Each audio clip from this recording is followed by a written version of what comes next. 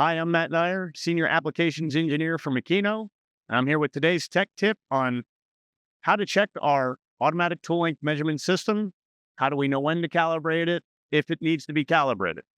So today we're going to be working on the Makino DA300, and we have a Renishaw NC4 system in the machine. So what we need to make this happen is we need our master tool, okay, which I have in the spindle right here.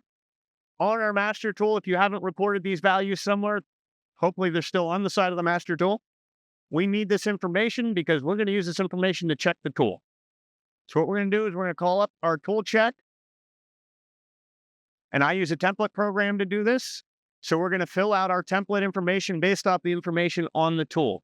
Okay. And what we're looking for here is when we measure this tool, we want to see if we're within the acceptable range. This is a gauge. So we know exactly the sizes this tool is in this machine. So we're going to close our door here. We're going to run our measurement cycle, which for this measurement cycle, we're going to be checking length and diameter. So once we get the values out of this, we're looking for, you can set your tolerance to be whatever you need based off your parts you're machining.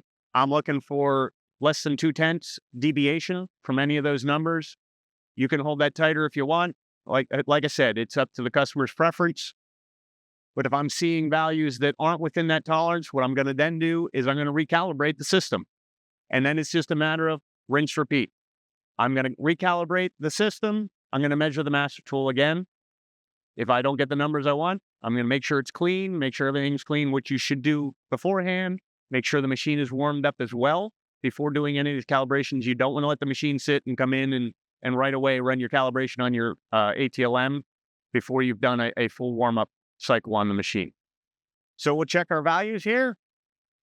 We got our values, and those are looking good to me, so I'm good to go. But once again, if we were not, we would recalibrate the system, remeasure until we got numbers that we were good. You can repeat the measurements a couple times. That's always a safe bet, just to make sure your numbers repeat.